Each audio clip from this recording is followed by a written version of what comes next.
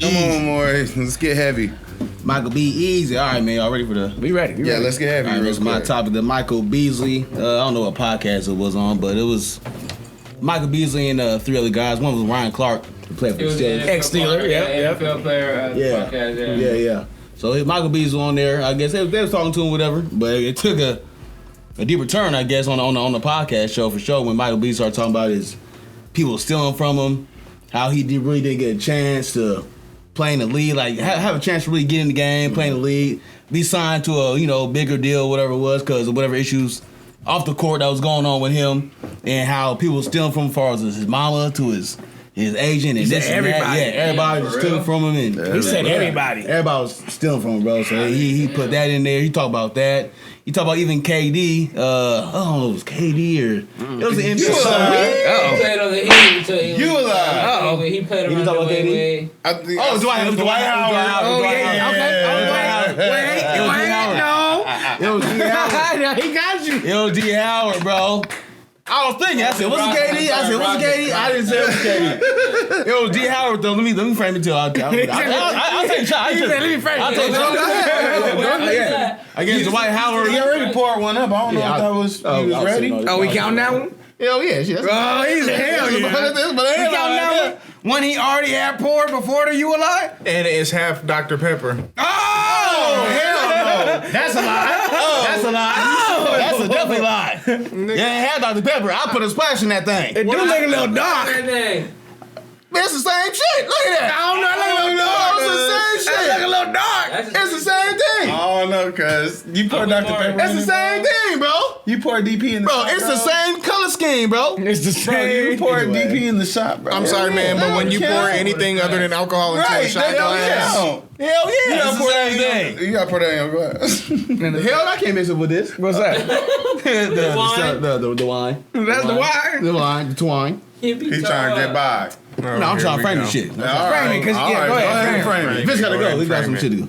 But anyways, Michael B was talking about his mental health for sure, that he was reaching for help, and he's tired of reaching. And What did Dwight Howard do? I guess he was talking some interview that he was holding back, and I guess he teared up, cried. He started crying, yeah. But that was going at Dwight Howard because he's soft, that. But you don't know what nigga going through inside. You know what I'm saying? So. He was holding that in, crying. He could have like a man should. Yeah. No, I don't exactly. With that, like, man, if a man break down and stuff, you like. There's something going on, bro. Yeah, If a man break down, you know it's something hard. going on, right? Because a man don't get that outlet. Right. There's no outlet where a man can cry freely and niggas just be like, you straight. Right. You know, or luckily, I think we have that here. But you don't find that outlet most places. If you a man crying somewhere, they're going to look at like, they got you like, man, stop crying, man. This nigga, you better suck that shit up. Or they say, what they say? Man up, cuz. Man up. Is that really true? Like how they say men don't cry? No, that's a mindset they try to instill in us. Yeah, and it's not a healthy one. So you can't be emotional. Yeah, that's not a healthy one because then that separates. When you try to be emotional, because look, when you have a problem with another man, and it's like do you try to act tough and act like or can you come to the other man if it's some real shit, some real shit, right? And express what's really what's the going problem on, stuff, without seeming like a bitch, or seeming like you know what I'm saying? Right. You got to get physical just to prove that you're not. Yeah, and, you know what I mean. So I'm with that. Me too. Right. You know what I mean? I'm with that. Like I believe that's the way that it should be. Like discourses can happen. To come and express yourself in a way that gets off stuff like men. The only emotions we're allowed to freely express is happiness or anger. We can or laughter. We can laugh about judges. We can be angry. And that goes under happiness. But anything else that has to do with other emotions, we have been taught that that's not a man way of handling. That's not being a man. Where real men don't cry, or boys don't cry, and shit like that. Real men work on cars. You can feel love, but you can't talk about it. Right, bro. When my family was fucking dying in 2020, bro, it was hard for me to just not randomly bust out crying. And you know what the most offensive thing to me that people would say is, "All right, man, stop crying, stop crying." crying, man. You gonna be all right. Stop crying. Stop crying. What you mean stop crying, nigga? I can't. Yeah, you know what I'm going through, bro. I can't stop crying, bro. If I could have stopped, I wouldn't. I would have stopped, right? You know, I admire you for that too because you know you're my blood cousin. You know, and I admire you because you know, and I feel like you're one of the people that I could really come to like that, and that I really shared those moments with and connected like that. Right. That's where human beings like you know, say humans need that. Like that's where human beings connect. Like you know what I mean? Like when, you know, you have people that you meet in life where you wasn't born with them. You know, you didn't come from the same blood as them, but you love them, like because they're your friend, like, and it's like you your chosen family, right? Chosen family. It's almost more important than your real blood, right? And stuff like that, like. But I'm saying this as a man to man. He's a man, I'm a man, and we both adults, like, and I appreciate that because I've been able to vibe with him on a different level because we were able to express our if you feel bothered by something like that or something, hey man, you know, I feel like you're mad at me about this or something like, or hey, I feel like you don't clean the kitchen enough, or we used to live together too. That's real conversation. Or something like, no judgment. I would be a man enough to be like to put that out there. You may be right. You may be right. Okay, well I'm gonna start doing it instead of being defensive and be like, or letting it build up or some shit.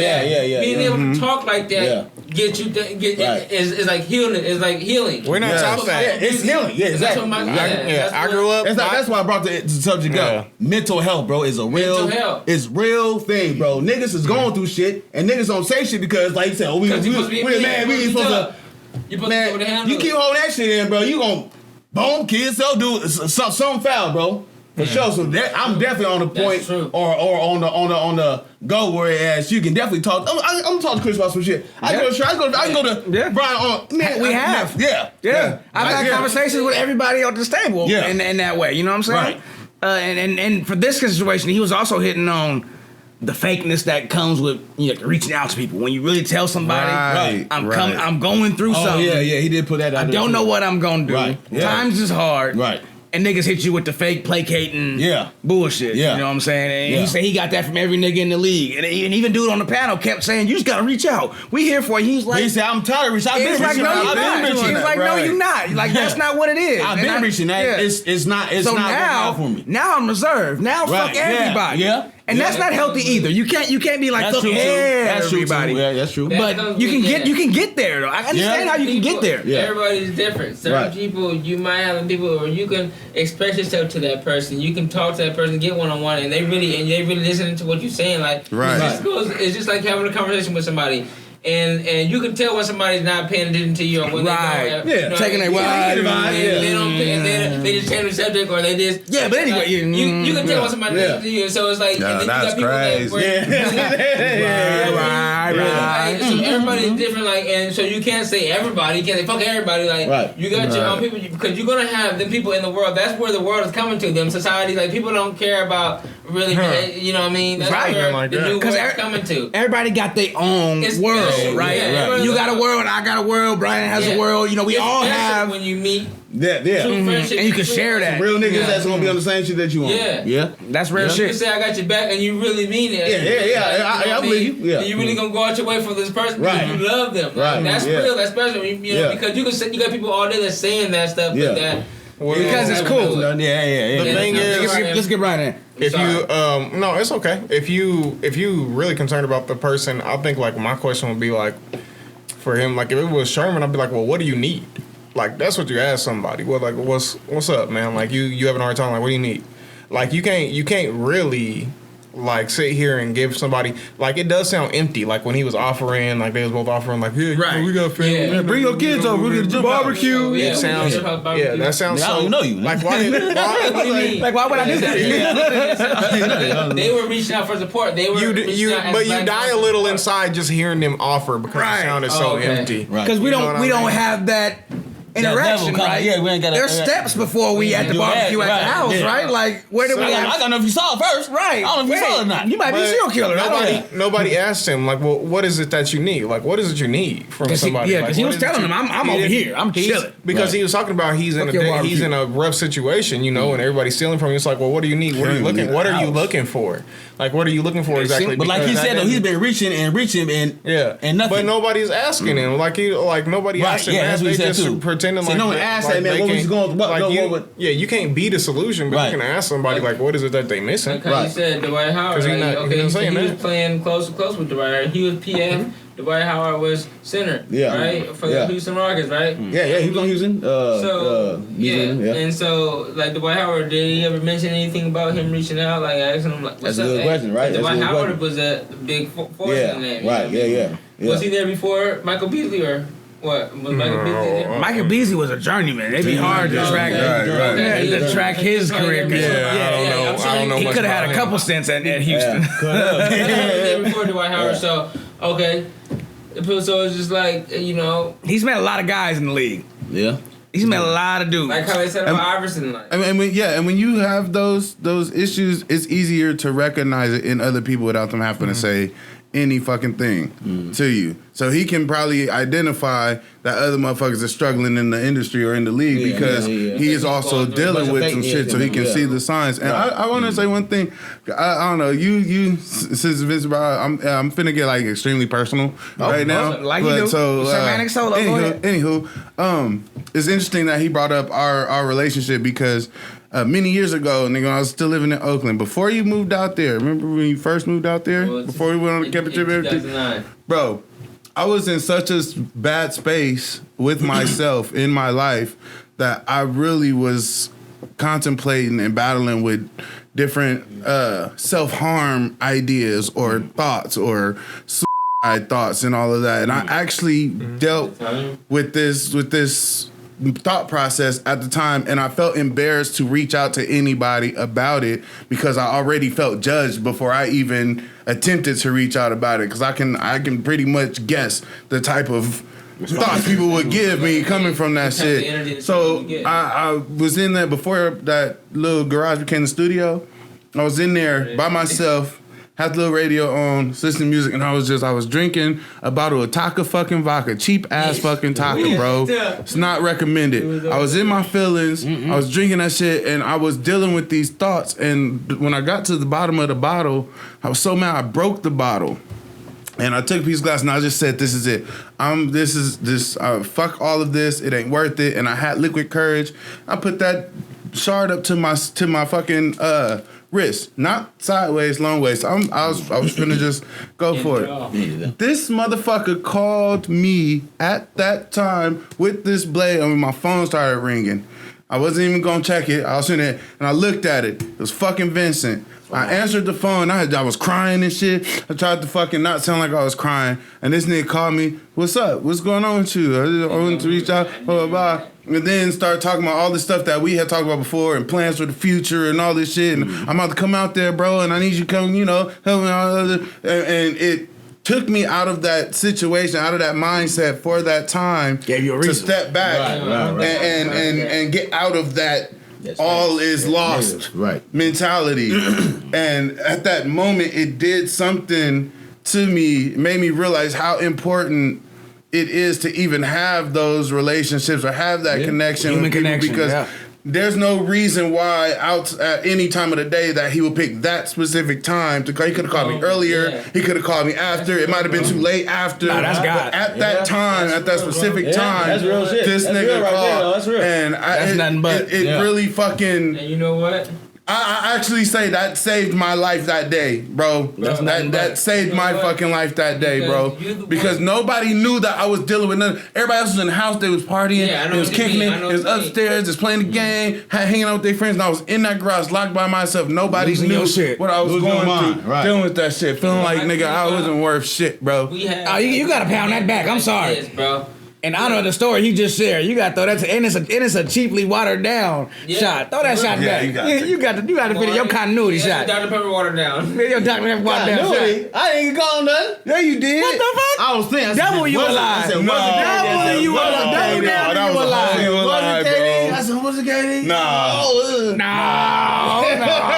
I do it, goddamn it. Shit. Hold on. Before we get off that topic, though, I want to go ahead. Too, like, you the one that stopped me from. I never went to the Air Force.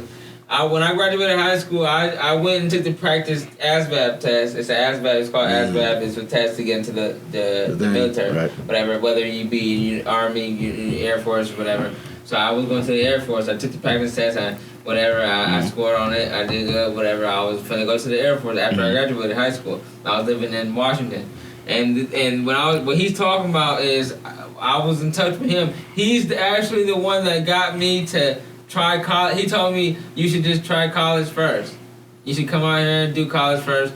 You know what I mean? And instead of enlisting in some. Yeah.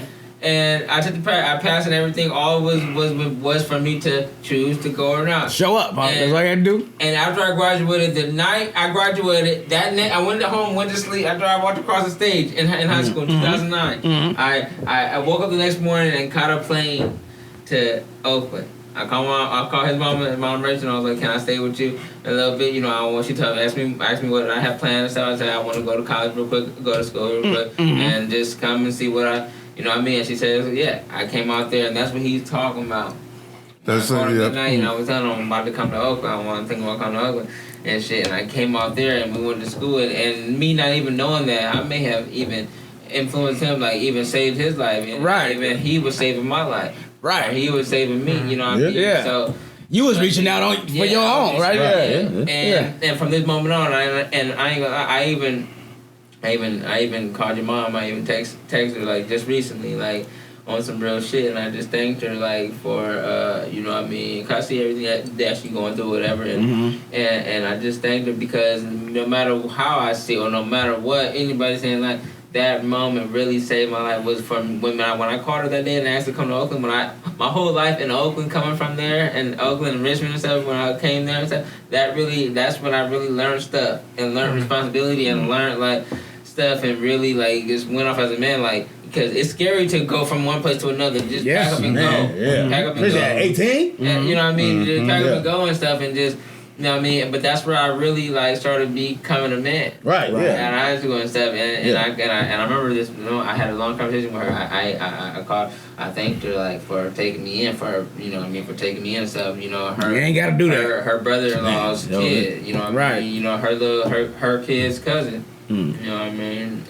Another mouth to feed. Mouth to feed. But she was always like that. We lived right across the street, my dad, and she was always open to having we always ate dinner at their house. Mom Rachel was like that. She's like the lover. They friends. Even to this day, if we pop over there, she putting a plate in our face. You know what I'm saying? She always like she took in all the friends. Like you know what I mean? They already know. Mom Rachel, she already know. Right. You know what I mean? So and that's how the same love that she showed to us, and I was able to holler at her and tell her, and you know what I mean, I do feel, and I feel like that's, you know, she admires that about me. I feel comfortable. I feel like she knows that I love her for that. Right. And I thank her for that. And that's all we all looking for is a chance, right? That's what Michael Beasley was looking for. That's a chance. He was looking for a chance, and Hoopy was looking for a chance. That helps me sleep at night. You know what I'm saying? Like move on. That helps me go. You know what I mean? Yeah. You know. So. That's real shit right there, though. That's real shit. Like anybody, you know. Like say this podcast never worked out, whatever. We be like, you know what? Yeah, for real, bro. This podcast ain't working, this and that. And okay, we be done with it. But this shit helps me out for sure every week. I think it helps us all. Talking. I said I got something to look forward to every week. Cause if I didn't have this shit, bro, I ain't gonna lie, bro. I'm up there by myself, bro. Yeah, I ain't got no family up there. I ain't got no one up there, bro. I go home, work, whatever, up there by myself. Have you ever felt like? Have you ever been in a room full of people, but really? But you by yourself? But you still like by yourself? Yeah. You ever felt like that for real? Yeah, for real. Seriously. Yeah, absolutely. For real. That's a real thing. Like, if you've been around people that you know, but it's like you still feel like. This ain't people you can see every day. Yeah. And you go home like, man, I've been times where I like going home and I realize like, well, sometimes you just have to drop a couple tears, like, you know what I mean? Or whatever you're going through, like. Yeah. I felt like that before. And that's, easy. Yeah, and that's what Michael Beasley, to pick saying that. That's what Michael Beasley was hollering about. Easy. That's what them spaces like this are so important for. Because we don't, as men, have enough outlets. You really is. We don't have enough outlets to be emotionally vulnerable and not be held to no kind of like box or no kind of emasculated or emasculated or judged or anything, especially as black men. You know what I mean? Yeah. Especially all thug hard and this and do you remember when we was working for Urban Tilth and we used to have to take those emotional literacy courses in the summertime before the summer program and shit? That one of the instructors used this analogy. He had this balloon. He had somebody keep blowing the balloon. Every time something happened, blowing the balloon. Every time something happened, blowing the balloon. Every time something happened, blowing the balloon. The balloon kept getting big. He said, this balloon represents you. And the air that goes in here represents everything that happens to you in life. And all your feelings, all your emotions and everything. The more you hold your shit up in this balloon, the more you add to this shit, at some point, that balloon is going to pop. It's going to explode. And that usually is how it happens with us. We get to a point where everything, we explode and we pop. And Chris Rock gets slapped on stage. And the wrong person gets hurt. That gets hurt. Or they get that reaction. They get that energy that's not even from them. They did it, but that's because we've been taught to internalize so much shit. But we are like that balloon. We run out of fucking capacity at some point. You run, mentally at some capacity, I can't take it no more. Bro. It's hard. It's hard to deal with depression and shit. But do y'all know that if I did not have this podcast and this group, bro, I don't know where the fuck I, bro. Man, same here, bro. I ain't gonna lie, bro. Cause I don't know, bro. I don't know. We can come and talk about every topic under the sun, but we also talk about what's good with each other. Yeah, right. What's going on? Y'all good? Y'all good this week? Right. What's going on this week? It's important to be able to come and holler at your people, at another man, like for it's not feminine, or it's not like to be able to express like, or whether you have a problem or something. Yeah. You know, if you have a roommate or whatever, like how I was saying earlier, my boy, like he had to come to me and be like, yo, you don't take out the trash, or I did, and I could have been defensive. I could have been like, you don't do this, whatever. I don't give a fuck, or whatever. Just because how dare you, right? I was like, oh shit, you know what? Maybe I don't. When is the last time I am in a situation where I should be courteous or whatever. I do need to be putting in my work. You know what I mean? I'm with another man that I never met in life. This is my friend from work. I met him. This is my friend. And he became my best friend, and we ended up moving together and stuff. And I'm like, you know what? Maybe I don't do that. Maybe you're right. Maybe you're right. Man, that took me. You know, a lot of men don't really. Yeah, they do all the things. Stand up to shit like that. They, you know what I mean? And I felt embarrassed, or I may have felt like, a type of way. I did honestly, but in that moment, I remember I chose like to stop. I chose to be like, you know what? Okay, you're right, man. All right, I'm just doing this, and I choose to break it down. And from that moment, and we still best friends. And that could be a lot with how somebody approaches you too. He could have came at you. You would never do shit. And that could have triggered your response too, right? Like, but if somebody comes like, dude, I'm taking out the trash. Yeah, you know what? I don't take out the trash. You know what? I'm gonna start. Fine. You're right, man. Yeah. So how you come to somebody? That took the whole argument to another thing, and you know what? You're right, man. And that's all it takes to just holler at somebody like, you know what I mean? If I have a problem with my cousin right here, just holler at this nigga like, you know what I mean? Hey, you don't mean that, you know what I mean? I'm soft or I'm this or whatever. Yeah. Like, that's healing. That's healing. Connected with another human being and stuff. You know what I mean? For sure. So it's like, you know, how you said we need moments like this. Like, man, even this right now, like, I could be doing whatever I was doing in life, but having moments like this where I'm connected with my bros that I know, that I've been on adventures with, that I know personally, that I love, you know, personally, Brian, you know, all you guys, you know what I mean? So it's like... And these kind of experiences that can help, not just us, but like the people that's going to eventually watch this and see, that could somebody that could be like Sherman, ready to do something. Exactly. And me and him just had this moment right now. And they could be like, you know, I do got my brother that I ain't talked to in a minute. Let me see what he on. You know, it could help somebody. It really could. And that's real for us too. Because that's real. Like that. What's this nigga on? We've been like, what you on? You know what I mean? And shit like that. So this is real for us to get together and do shit like this. So I'm glad that we've had this man. That's healing right here, bro. This healing right here. And I work with mental health kids, and one thing that's very important in their lives is consistency. Even like us calling out and being absent day to day. Like me being absent today could fuck off one kid's whole. What do you mean? Chris ain't here. Like, so I ain't here. So the person I vent to, isn't here. And I'm having an off day. I need this nigga now. I vibe with ain't here. Yeah. So now I'm gonna punch this kid. What do you mean where? Like whether it's at school or something? At school. I work with the special ed kids. So say if you're not there as you as the teacher, as someone that they can come to and be like, you know what, this and this is off at home. I ain't ate in a couple of days, or I ain't seen my mom. She on the streets, whatever like that. Yeah. Just somebody they can talk to. That's all they want to vent. Like consistency is the point here, and I think that's what Michael Beasley didn't get. He wanted out of the NBA contract, out of the players that he got. That's supposed to have a brotherhood. That's the big term. It's a brotherhood. And I think that brotherhood to him it failed him. It failed him. Right. So I think that consistency, and that's what we got here. It's been 2 years almost, and we ain't got like crazy. We got some episodes that did numbers. Right. Yeah. You know what I'm saying? But we ain't got like crazy consistent views. But the vibe that we do consistently each week, I think, is what saves a lot of our mental space. Yeah. For sure. Yeah. Man. For sure. For sure. Able to get on here and express and really. Yeah, man. Right. And even if it's bullshit, like we talking about Black China and shit, but just being able to around each other and exchange ideas, being around company and having a good time. Right. And the ideas that come from it too, like it's a beautiful thing. I'm glad you brought up this topic because that shit is really real. Yeah, I knew it was gonna be a little deep one. More people need to see that. Yeah, we done went past time and everything. Yeah. I'm man. Yeah. But even just one more last point. As we final thought. Go ahead, get the final thought in. The job I do for a living right now, whatever my CO, whatever I do, working in jail and shit. That shit take a toll on a motherfucker. Real talk. Yeah. A lot of people that retire doing what I'm doing commit. Yeah. Within the first 3 years, commit. After retirement. After working for 25 years, peace, right? Yeah. Yeah, because your mind, your mind is surrounded with negative. You going to jail. You surrounded with negativity off the top. Trained to go, huh? You trained to go. You trained to fight. Do what you gotta do to take whatever it is. It's negative. It's a negative environment. Jail's a negative environment, bro. Niggas is got sentence, got life, got doing this. You do nothing to lose. Nothing to lose. They gonna attack you. So, wow. That's for sure shot. That's for sure shot. Thank you. That's for sure. Thank you, Lord. But I'm not alone.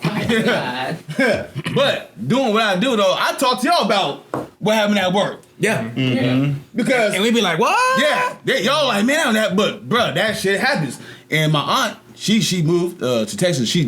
I would talk to her on what's going on at the job. Every week something going on. I would talk to her. She the first person I talk to because she knows what the fuck I'm going through at work. Yeah, because my mama don't know, my daddy don't know, my sister definitely don't know what's going on. She does the same thing. She's seen it, she been there, she done it, she does. Who is this? My I don't care.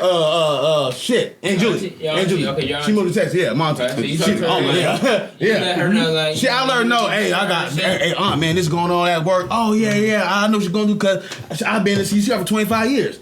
So I know what you. I know exactly what you're going through because she went through the shit. Yeah. So I definitely, she the first person I talked to. And my mom asked me, oh, so what's going on at work? What's going on? I said, man, that's not it's not a day. Your mom's sister or your dad's sister? My mom's sister. Okay. What's going on at work? I can unload it. Yeah, I can unload it. It won't be nothing but worry. Your mama, exactly. It's worry, bro. It's worry. Okay. So they don't understand. They ask me what's going on. I mean, it's another day at work. Oh, okay. I tell them. Yeah. Wait, so his mama, but I can't talk to him like I talk to my aunt because they don't know. They don't know what the fuck I be going through. But I'm telling you, bro, man, stress is all kind of shit going on. You gotta worry about all kind of shit in that motherfucker. Forever watch your back. Forever watch your back. Well, so, even with like mama and dad and brothers and sisters, it's like hold on. We can't do two topics. Sorry. I was just gonna say like they don't want to hear anything but I'm doing fine. Like they don't want to hear you complain. If you hear I just got to fight to the response, right? Yeah. You don't want. That's most true. Most of the time when people ask you how you doing, they don't really care. Most of the time you say like but most of the time you even say like I'm okay or okay. I'm good. I got that bad. I got that real bad. I'll be like I'm good. I'm fine. Because you know that niggas don't really care about. Yeah, don't care about. Really want to know. I'm king of that. They're like, how you doing? I'm doing. Or how's it going? It's going. I'm alright. It's going. You know, I'm king of that. No. Real quick, I want to. Can I point out something else on top of what Maury was talking about with his job? I can do some continuity. Man, I'm gonna go ahead and take another one too. About 30 minutes. me and my boys, we don't keep track of like stuff that we do for each other. Oh, you owe me $15. Right. We don't either. We don't. Track of that shit. Like, if I tell you niggas all the time. Have a good time, and I have my cash, and I might want to host some. I might want to just. Man, what? You know what I mean? I pay for her. I might pay for her, and I'm not thinking that. I don't care about no money. And my boy we might go to a concert. He might pay for my ticket. Hey, yo, Vince, I got the ticket. Like $50, and it's already a ticket. Like we might not care. We just pay for each other, and it's like, but that's the love about it. Like that's that's how I prefer to move. Like I don't like I have to. Even when people like when I don't like having to ask for my money back. I'm bad at that. These niggas don't. I don't first hand. You going to Vegas? Come on. No, come on. Yeah, I feel that when you just come to me and be like, yeah, hey, B, I got that $20 that I took that. Keep it, bro. It's good. That I owe you. Yeah, get away from them. Give me a drink. Get away from them. I don't want to have to ask for my money because I love you. Like, and it's like, and if I owe you, like, I mean, if I look out for you, it's like because of that. I love you, bro. Right. Now, if you need 20, give me 20. Ask for 20. With you every day, and I see you spending on motherfucking on some shoes or on a bottle of bar, and then and I'm thinking like, okay, this nigga, $1,000. Like, what's up with my $1,000? Like, and I'm seeing you just spend ruthless amount of money. Like that's a whole different subject, and that's people that I know. That is different. But you hanging with us. If we spending hundreds of dollars, we buying everybody's. Yeah, we spend. Yeah, you get something, we all get a little something. Yeah, you know what I mean. I don't want to I don't want to hang around with you if I know that. You know what I mean? Like, you know what I mean? Like it's not mutual. Yeah, it's not I love mutual. you because like, I don't care. Me personally, I don't care about like, you know what I mean, little type of money type shit. If I love you, I love you. We gonna have a good time. We trying to have a good time, right? We'll do whatever. Yeah. What we need another bottle. Or what we need? We need some more smoke. What we need? I'm gonna be like, let's go have I'm gonna go get have a good time because and I expect for you to appreciate that and stuff. You know what I mean? I don't expect for you to pay me nothing back, but I just would love for you to realize that I'm that way. If I got it, we got it, right? Yeah. The point he was talking about with his job. Another unique position that Maury is in with his job is he sees on a daily basis a whole bunch of niggas who have no access to mental health services at all. So you get to see all the different ways, the different types of mental health. What? They have no mental health services at all? Ooh. They didn't have access to. That's why they ended up in prison. They didn't have or they don't have? He sees the results of what it is to not have that. You're not saying in the prisons they don't have? No. I'm not saying the prison don't offer them. Okay, I misunderstood. Before they get locked up? I misunderstood. Yeah. I misunderstood. He sees the results. He sees the results. I misunderstood. They were trying to set me up, boy. No. Clear that up. Because if they did those services before they ever went to prison, they probably wouldn't end up there. It might be. But what I'm saying is before it gets there, you get to see what how it affects so many different types of people: white guys, Mexican guys, black guys, Asian guys, all kind of shit. Not everybody's in there just because they fucking stole something or did something or love crime. Some niggas really they got mental health issues, and you have front row seats to all that shit. But you also have to take that shit on every shift. Every shift you are taking on everything that they are dealing with too, because it's your responsibility. Whatever your job is. I can't get mad at what they're doing because they ain't got the mental capacity to know how to not do it. Right. You know what I mean? So but that shit is it's so fucking it's so eye opening because if niggas had those spaces before it got that far, a lot of them little niggas just didn't have nobody that they can go to and open up about this shit before they flashed on the wrong nigga. Ended up in prison. You're right. They didn't have that. That type of people that we were like, action, like, you know what I mean? He could be able to come to us, especially, I'm talking about you. I take a little offense to this. Just how he's saying there's no access. Because before they get locked up, working at the school, man, we have these programs. There's always but statewide, culturally we don't. Culturally, we don't take advantage of them. Don't take it, bro. That doesn't mean we don't have access. Until recently, this shit was not even offered to us though, like that. Well, maybe was nobody out there trying to have no. To us. Probably no. Did we know that? No, we didn't know that they was offered to us. Key point, but it was. But we didn't know that exactly. Or look down on. Yes, I can concede to that because seeing a shrink or a psychiatrist or a therapist has always been a negative talking point at least in our community. Nigga, you see a shrink. Oh, the first thing we do is say, "Oh, this nigga crazy. He going to see a shrink." And I just told my pops the other day, it's so weird that we think like that because a lot of times the reason I'm seeing a shrink is why I'm not crazy. Yeah, we need to get out of that, bro. I don't like that. That's why I roll the way I roll. That's why I'm expressing, emotion the way that we feel that we should be doing stuff like that, like hollering at each other, like right. Men, like on a random ass day, man. How everybody doing? Maybe straight, good. It's important to express how you doing, going on, how you feeling, how you not feeling, right? And why you down and stuff. That's true. And it's also important to reach out. I know I'm bad on the reach out tip, nigga. I am too. Talk about getting caught up in your own life. I'll be sitting there stressing on my own life. I just expect for my friends to know, like, when we do get together, it's all love. It's all love. Yeah. I mean, I call you every month. But we gonna come together like Voltron, my nigga. We gonna make this shit work. You know what I mean? It's all love. We gonna we ain't miss a beat, nigga. Right. We ain't miss a beat. Like, I love you. Like, I mean, but that's just how I am, because I'm not like that type of guy, like, reaching out and stuff all the time. And my friends always tell me that. My close friends. But I think as men, we understand that. Me and Brian don't spend hours on the phone talking about life's problems or nothing like that. But I hope he know, and I know that we got linked up. It's love, right? I automatically feel like right. We back. I'm part of the family. Right. I already feel like So it's like, and I think that's a men thing. I feel like women probably need a little more day-to-day contact. You know what I'm saying? Brian laughs. That's that men know, like, we know what it is, and we out here trying to get it, like, for real. And if you ain't getting it, you thinking about how you gonna get it. That's more personal right there. Right. Thinking about it, and that shit can take time. You know what I'm saying? So. Yeah, I don't fault no man for being caught up in their life as long as they ain't on no funny shit when we link back up. You know what I'm saying? Yeah. Hey man, I just want to say personally, I appreciate y'all from having the show, man. The show is so dope. Hey man, we appreciate that. We appreciate you coming through. You know what I mean? Shit that we relate to. I appreciate that. I watched your episode, and even when I come to and visit you at the crib, you be showing me like. Good. Yeah, keep them up to date. I follow you guys on Instagram. You do a lot on the Instagram. So follow us on the gram. I appreciate you for having me again. Second time. Hey man, whenever you want, we know you gotta go. Whenever you in town or wanna pull up on the Zoom, slide through, man. Well, you know what I'm saying? It's nothing but a thing. Oh shit. Oh, Brian, you like? Hold on. Do it in the spirit. There you go, in spirit. In spirit. Hey-o.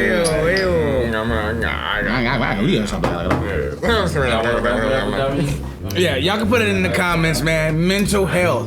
How we feeling about it as a community? I like that. Are you checking in with your loved ones? Yeah, because like Sherm said, bro, that balloon, you keep that shit that hold in, it's going to burst. And that burst can be you commit to do some harmful shit to yourself. And we love everybody. Yeah, right. Let's get out of that one so we can get out of it. And feel free to reach out to us in the comments too if you just need to talk, vent, whatever. Hey, we are not here, bro. No judgmental ass people. And we ain't on that bullshit. That superficial bullshit. Wrap it up. There you go. Thank you for tuning into this ULI Deeper Dive extended conversation clip. If you made it this far, special thanks, because that means you really rock with us, and that's dope. We are still on hiatus with the ULI production, but we have plans to release our second podcast, The Blow by Blow, any day now. In the meantime, make sure you're subscribed. Hit the like button for your boys and check out the website at 805ent.com and grab some merch. There's some pretty tight stuff on there. Follow us on Instagram, Facebook, hell, even TikTok at ULI Podcast. And catch up on previous episodes on Buzzsprout, Apple Podcasts, Google Podcasts, Stitcher, and wherever else you get your podcast fix. Until next time, ULI, we out.